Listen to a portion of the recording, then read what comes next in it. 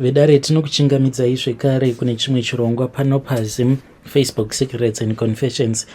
Hey, zvakangoma hazvo veduwe.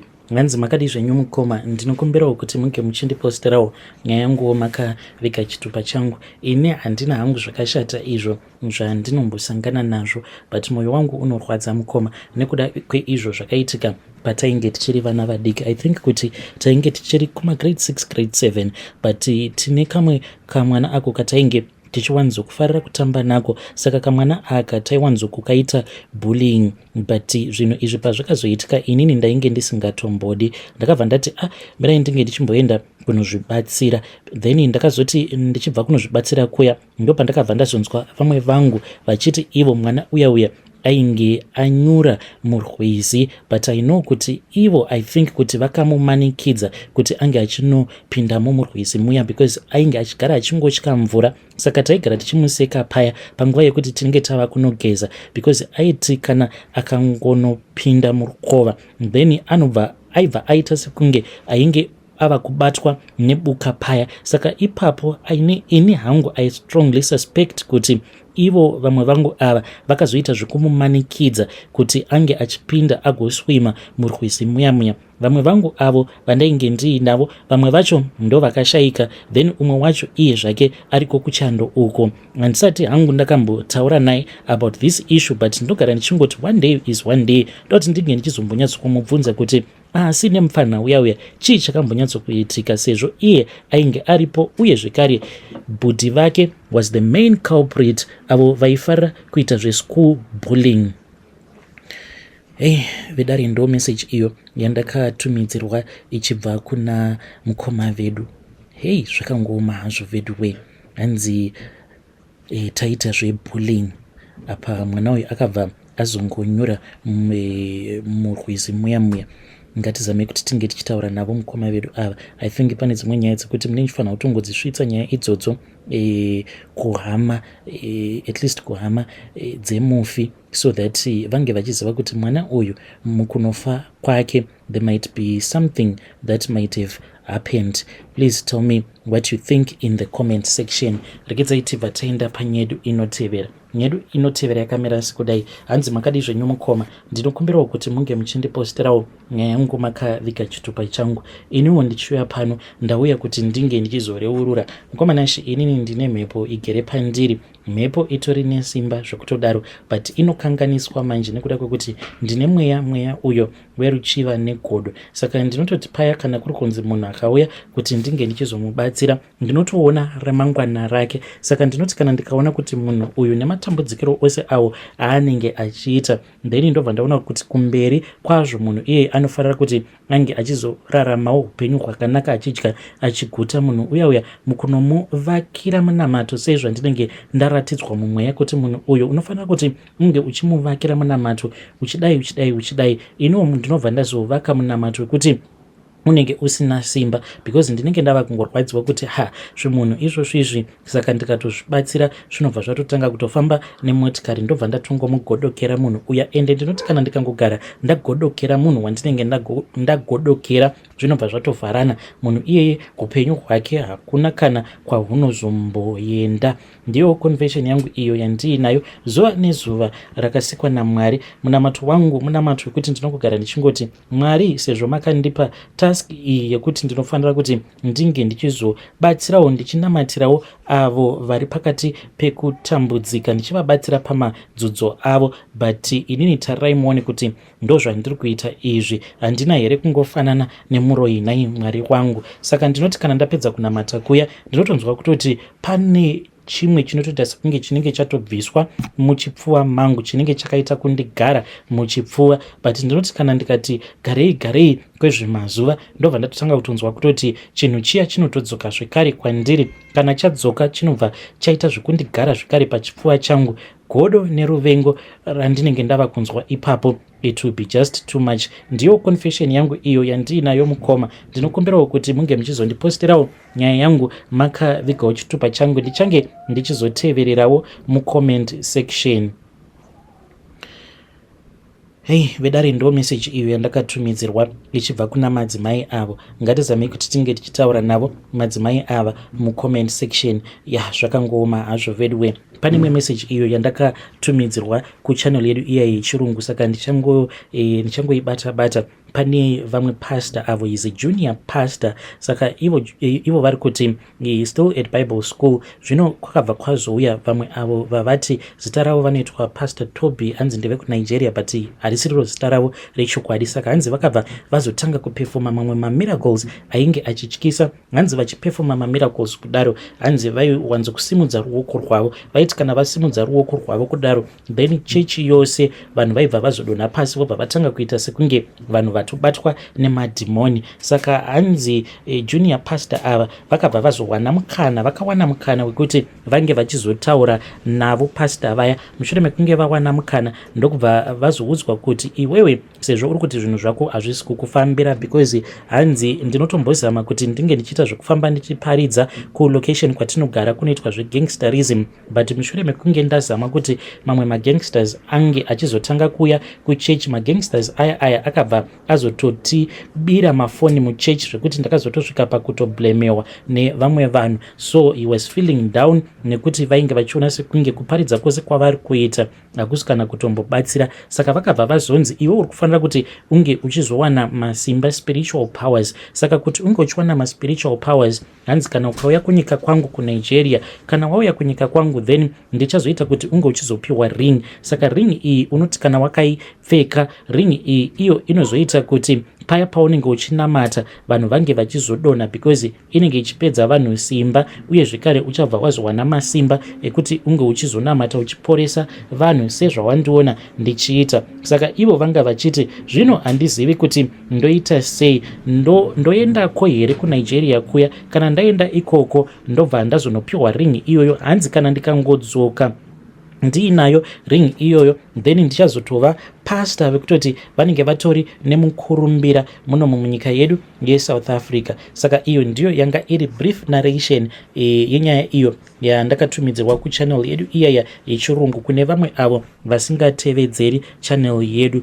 Zvakangooma hazvo vedwe. Rekedzai tibva taenda panyedu inotevera. Zvekare pane imwe nyaya iyo yandakatumidzirwa kuchannel yedu iyaya iyo yechirungu. Zvakangooma hazvo vedwe, saka ndichangokupai a brief narration. Narration yacho yakamira sekudai. Hanzi makadi zvenyomukoma, ndinokumbirawo kuti munge muchindiposterawo nyaya yangu makavikawo chitupa changu. So inini pandakauyawo kuno kuSouth Africa, ndinobvawo kuMozambique, then ndakabva ndazotanga kutambudzika kuti ndinge ndichiwana a permanent job. Saka ndainge ndichiitawo zvekungoshandawo mapiece job, then ndakabva ndazonoitirawo vamwe amai epiece job. Amai ava ivo vainge vachibvawo kuMozambique seni, saka vakabva vazonditi there was no need yekuti ndinge ndichidzokera kuMozambique. Ivo vainge vasingade kutozivikanwa kuti vanobva kuMozambique, because vainge vakasouyawo muSouth Africa a very long time ago. Vakabva vanditi there is no need yekuti unge uchienda kuMozambique, ndichazama kuti ndinge ndichikutsvakira basa. Saka vakabva vazondiudza kuti painge paine umwe mukadzi nayewo uyo ainge achibva kuMozambique. Mukadzi uyu iyewo ainge akaroorwa nemuSouth African businessman uyo ainge aine mari yakawanda. So vakabva vazotaura naye mukadzi uyayo. Mukadzi uyayo akabva azonditi ndaifanira kuti ndinge ndichizoya. Ndokubva ndazouya kumba kwake. Ndakati ndakabva ndazoenda kumba kwake. Mushure mekunge ndaenda kumba kwake, ndokubva tazowirirana paya, ndikabva ndazotanga kumushandira. Uye zvekare yambiro yangu ndeyekuti kune varume avo vanenge vaine mamaids pamba pavo, munofanira kuti munge muchiziva kuti dzimwe nguva unokwanisa kuti paya ukatanga kuita masecrets namaid wako anenge asingazivikanwe nemudzimai wako, sezvainge zvichiitwa nemurume wamadam boss vangu. Vaiti paya kana kuri kunzi ndapiwa mari yangu yepay, then ivo vaibva vazondiudza kuti pane chimwe chienvelope chandakwanisa pakati, ndeimwe mari iyo yaunofanira kuti unge uchizoshandisa. Ndaizoti kana ndikacalculata paya, ndobva ndatoona kutoti dzimwe mari dzavainge vachindipa dzainge dzitori mari dzainge dzakatowanda, yakatodarika iyo pay yandainge ndichipiwa namadam boss. Saka ndakabva ndafungidzira kuti zvose izvi zvavainge vachiita vainge vachizviitira nekuda kwekuti vainge vachindida. Saka ndakabva ndazotanga kuvaactera paya ndichivasejusa kudzamara tichizonodanana. Mushure mekunge tatanga kudanana, ndakabva ndazotanga kuchiva upenyu uhwo hwainge huchiraramwa namadam boys vangu, ndikabva ndaona kuti zvainge zviri nani kuti madam boys vangu ivo vange vachizofa ndichizosara ndichidanana nemurume wavo. Zvadaro pane pandikazombodzokera kuMozambique, ndakati ndadzokera kuMozambique ndokubva ndazonotaura neimwe n'anga iyi yakabva yachizondipa manje mushonga uyo wandakanzi ndaifanira kuti ndinge ndichizobikira madam boss uye zvekare nekuzobikira murume wamadam boss. Murume wamadam boss ndakanzi ndainge ndichifanira kuti ndinge ndichizomudyisa tsvina yekitsi, ndokubva ndazotora tsvina yaya yekitsi ndokubva ndazodzoka ndikabva ndachizotanga kumubikira. Ndaiti kana ndamubikira paya ndobva ndazoisa tsvina yaya yekitsi zvekare namadam boss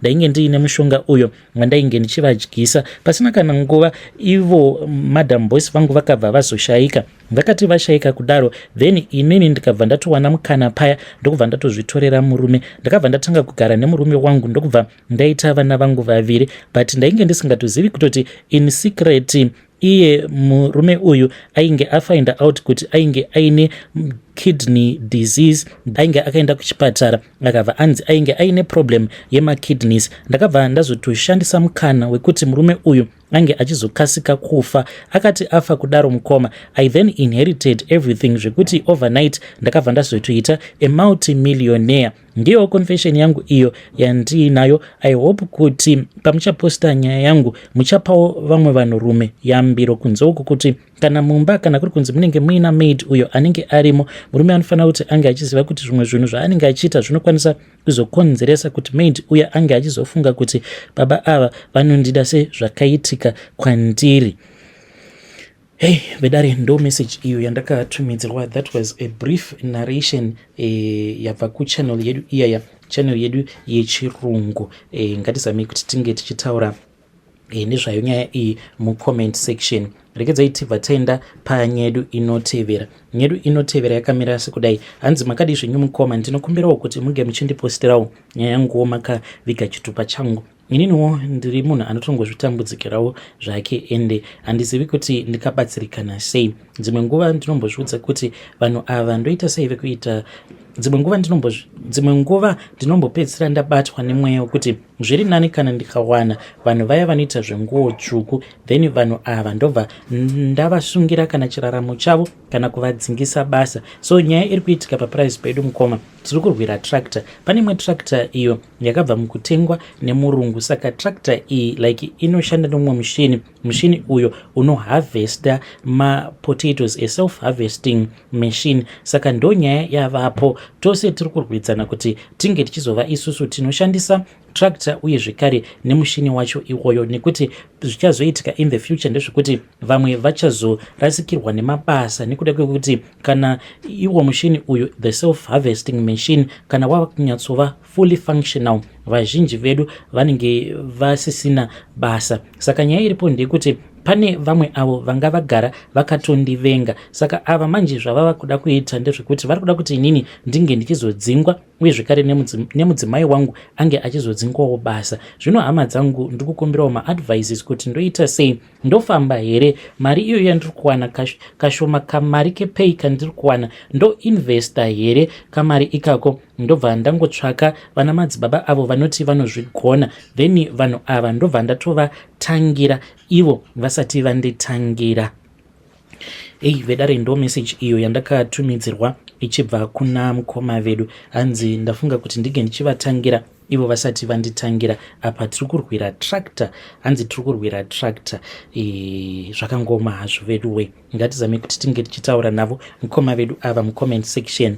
Rekedzai tibva taenda panyedu inotevera. Nyedu inotevera yakamira sekudai so. Hanzi makadi zvenyu mukoma, ndinokumbirawo kuti munge muchindiposterawo nyaya yanguwo makaviga chitupa changu. Ndauyawo pano neconfession yangu iyo yandiinayo. Ndoda kukuudzaiwo izvo zvandakasiya ndaita pamba pemuroora wangu the first time patakauyawo kuno kuSouth Africa. Ini nemuroora wangu tainge takambotukana, saka muroora wangu uyu nehanzvadzi yangu vainge vakasangana muno muSouth Africa. Saka semhuri zvakabva zvazotitorera nguva kuti tinge tichizosvika pakumugamuchira, because ainge ari munhu uya wekuti airakidza kuti nezvedu ainge ainge asitomborina dhiri nezvedu. Zvino hanzvadzi yangu yakabva yazonditi sisi ndawandira tsano basa. Ini ndakabva ndati kujoni uko murume haangamboende ari oga, akaenda ari oga ndokwanisa kuzotorerwa murume. Ndokubva ndati zvainge zviri nani kuti tinge tichizouya tiri tose. Zvino takati tauya tiri tose paya, kana hanzvadzi yangu yakabva yatoshamisika, ainge achitarisira kuti mukwasha aifanira kuti ange achizoya ari ega. Saka zvavakazoita ndezvekuti nekuda kwekuti vainge vachigara mu1 room, ini ndainge ndava kurara nemuroora pasi, then hanzvadzi yainge ichirara pamubhedha, then murume wangu ainge akatsvakirwawo kumwe kwekuti ainge achifanirwa kurara nevamwe vakomana. Takati tazowanawo pedu, zvinhu zvedu zvainge zvichiri zvakasunga. So ndaitoti makuseni paya, sezvo iri ndainge ndisati ndawana basa, ndaibva ndauya ndobva ndazoswera zvangu ndiri mumukuku memuroora, mainge muchigara muroora nehanzvadzi yangu. So ndopandakabva ndazongotora umwe mushonga uyo wandainge ndakapiwa naamai vangu. Pose apa ndainge ndakazviudza kuti ndichaurasa, but ndaikogara ndichingonzwa nungo, because tainge takanzi neuyo akatibatsira, kana mushonga uyu kana ukazosvikako kujoni ukaona kuti mushonga uyu haudi kuti unge uchizoushandisa, unofanira kuti unge uchizoita wekuflasha mutoilet kana kuurasa panzvimbo apo pekuti panenge pachiyerera mvura. Saka ndaingogara ndichingoti ndichazourasa, ende zvaiitika ndezvekuti ndaiti kana ndikada kubuda paya ndichida kunourasa, ndaibva ndazongonyara kuti zvino kana ndikazoonekwa ndichibuda ndakabata chipepa bhegi chakadai ndobva ndangosiyana nazvo. Saka ndakabva ndati zvainge zviri nani kuti ndinge ndichiushandisa mushonga uyu wainge wakaita kunge powder. Zvadzi nemuroora wangu vakazoti vaenda kubasa, vakasiya vandisira makey, then ndikabva ndazoenda kumba kwavo. Ndakati ndasvika kumba kwavo paya, ndopandakabva ndazotora mushonga uya ndini uyo, ndikabva ndatanga kumwaya. Zvandakaita ndezvekuti